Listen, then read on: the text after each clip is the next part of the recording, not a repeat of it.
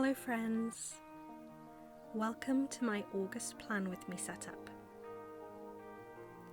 Before I begin, I would like to do a brief section where I talk about the items that I plan to use and also the inspiration behind my design.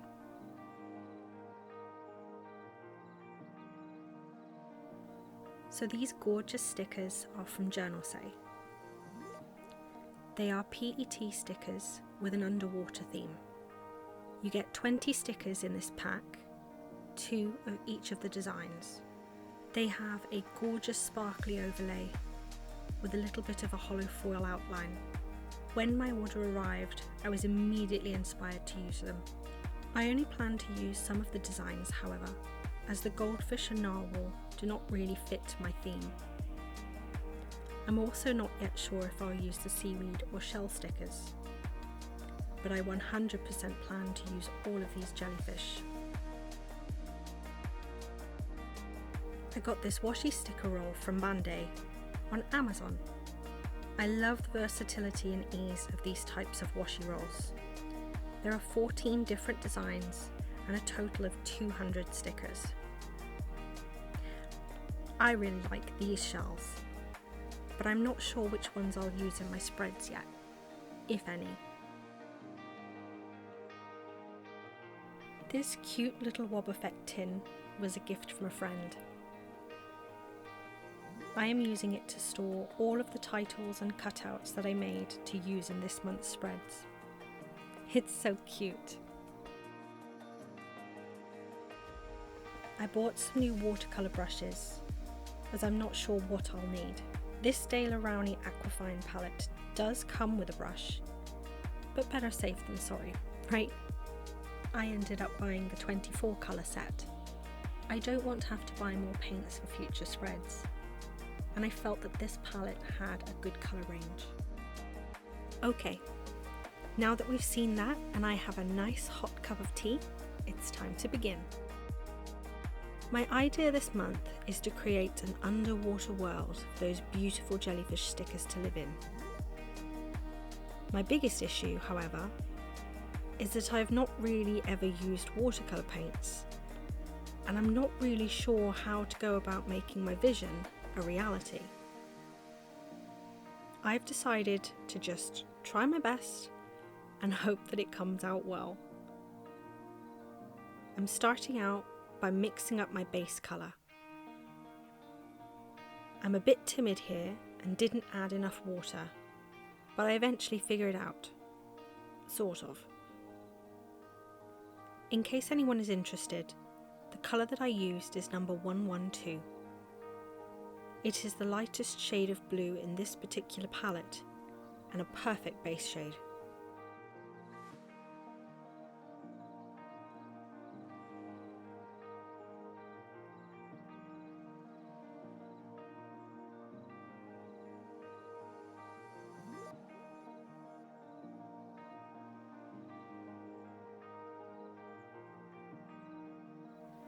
As you can see, I have no particular skill when using watercolour.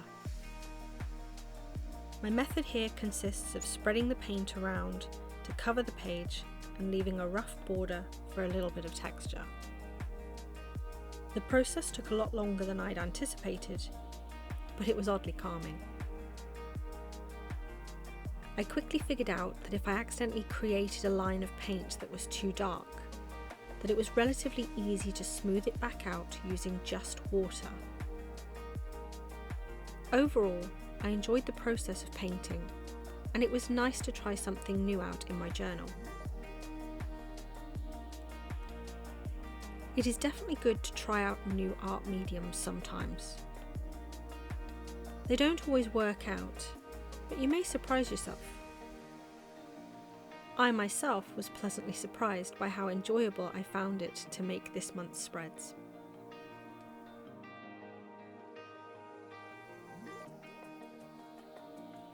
After filling the page with my base, I thought that it looked a little bit flat and decided to add a bit more colour. I went in with colour number 123 to try and bring in some depth, and I also used a little bit of number 110 to darken up a few areas. I think that by using a few different shades of blue, it really helps the page to look more like an underwater world. I wish I had the skill to make it look more realistic, but I'm happy with the result nonetheless. The 150 GSM pages of my Ottergami journal held up really well and looked great after sitting with something heavy on them for a short while to smooth the pages back out. Now that my page is dry, it is time to start gluing and sticking in my decorations. I have edited out the 15 minutes of indecisiveness, as no one wants to sit through that, and I've gone straight to the good bit. I made the title with a Crayola super tip on regular printer paper and outlined it with black fine liner to make it pop. I added some white highlights with my Jelly Roll pen to finish it off. I am then sticking in those fabulous Jellyfish stickers and struggling immensely peeling the backing off of a few. I even used one of the seaweed stickers to add a little bit of variety.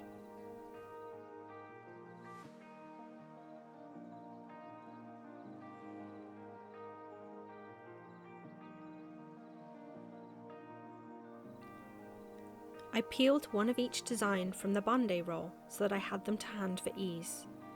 I then set about placing these down. I changed my mind on a few, but these stickers peel up really easily and it's no problem to move them around.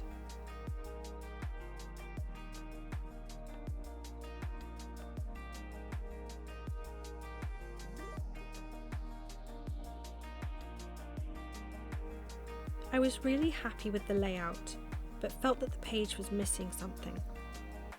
I used my Sakura Jelly Roll in white and drew in bubbles to fill the void spaces. This really finished off the page, and I love the final result.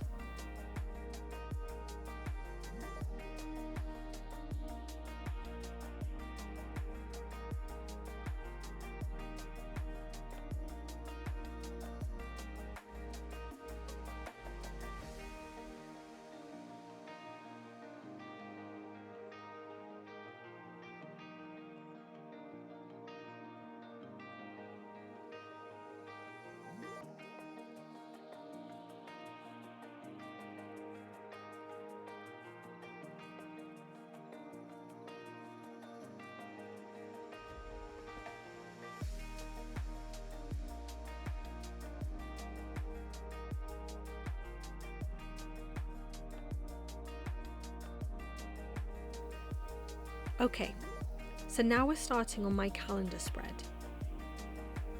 I like using a full page calendar as it gives me plenty of space to write special occasions, appointments, and to plan my video and social media schedule.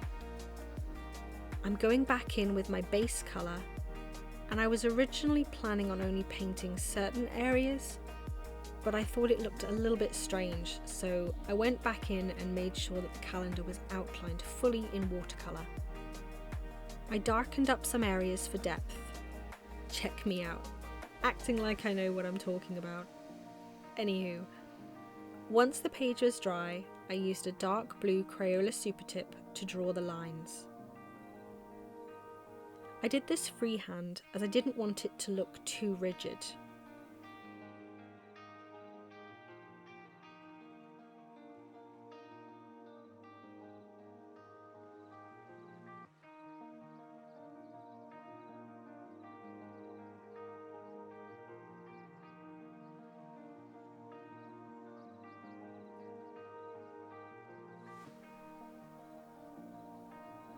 I used stickers from It's Simply Bizarre on Etsy to label the days of the week, as I really liked the font.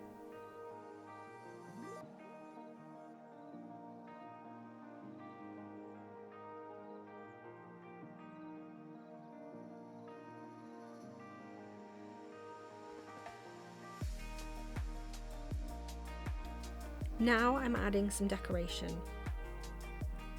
I have another small title that I made earlier for this page, and I ended up moving the to-do sticker down as I wanted the jellyfish to be nearer to the title.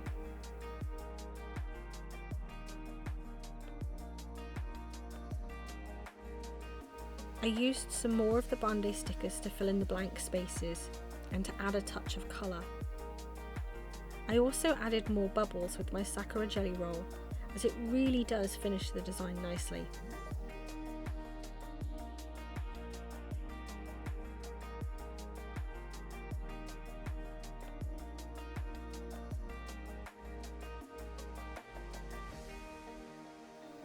I got these date dot stickers from an advent calendar that I purchased last year.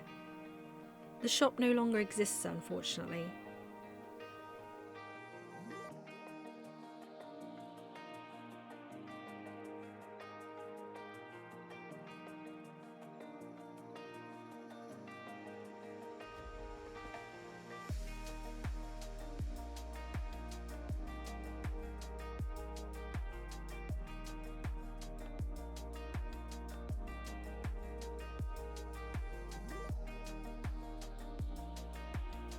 And that is it.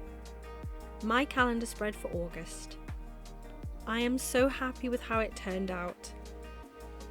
I'm definitely not the most fabulous painter, but I think it looks bold and effective, and more importantly, it's exactly what I need to plan my month.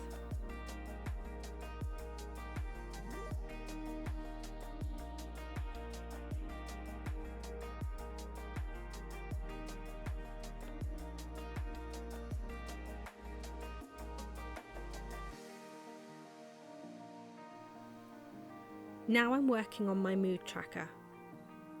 I will admit to planning this out in advance, as I needed to make a lot of decorations for the page, and I didn't want to bore you all with that.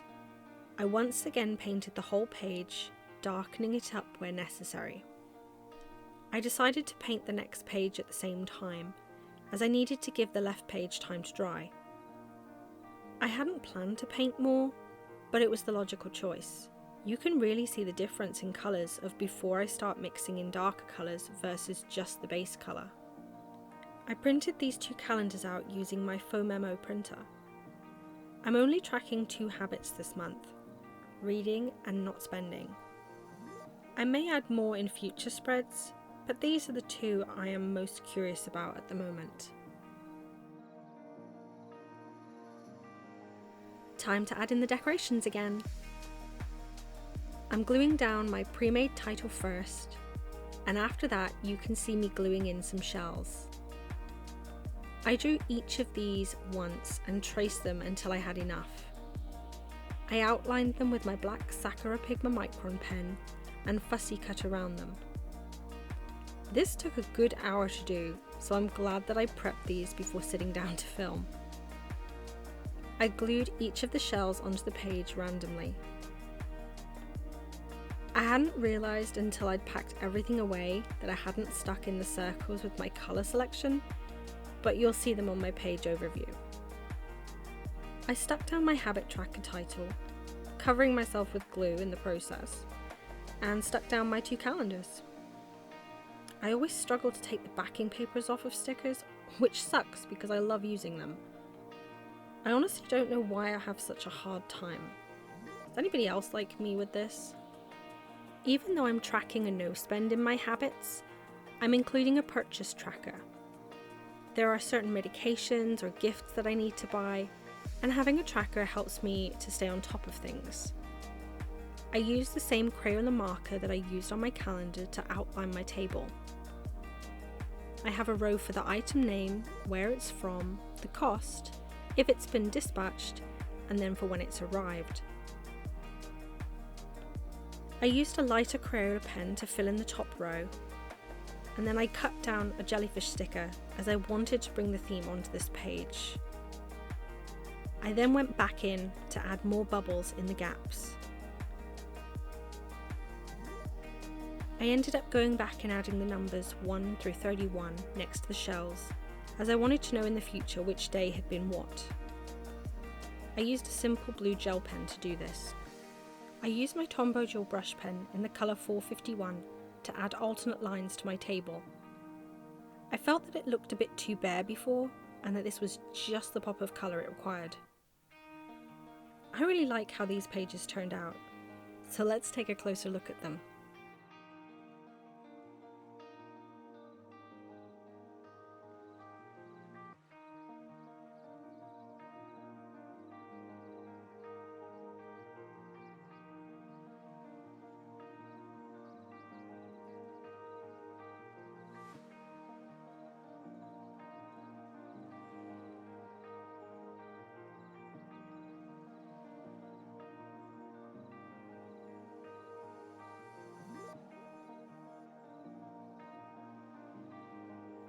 Now for my weekly spreads. I cut a section from each page to allow the decoration to show through. I didn't want to paint the same thing multiple times, so I decided to try something new. I carefully painted the sides using the same 3 colours, and I also painted the necessary sections for my monthly review page, which is hidden behind the weeklies.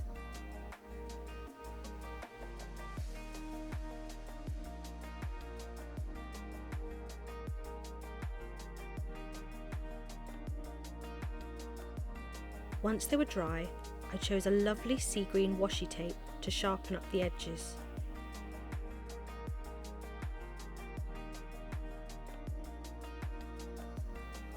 I added a seashell and glued in my title.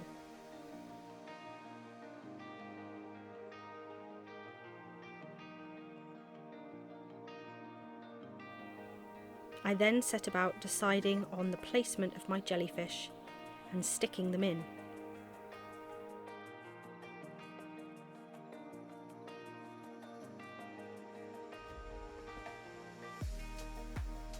I got this washi sample from London Gifties, and I just had to use it in this theme.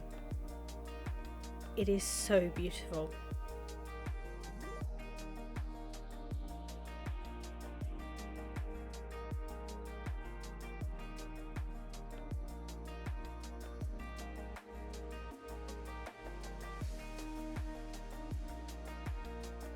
A few more seashells and my monthly review page is finished. I stuck down the decorations to the left side, and then I took a medium blue mild liner and drew out my boxes.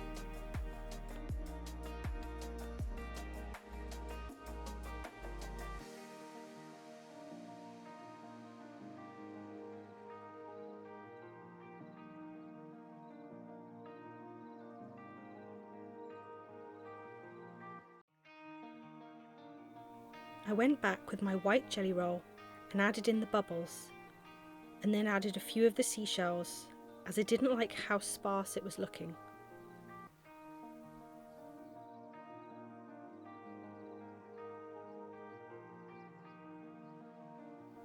These date dots I bought from Planning with Kay, and they're absolutely perfect for this month.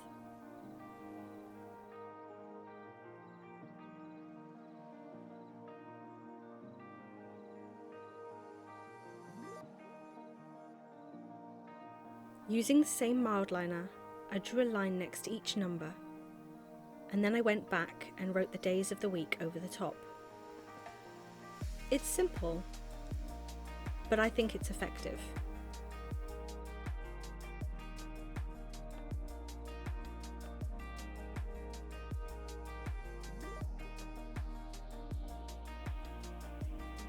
And that is everything.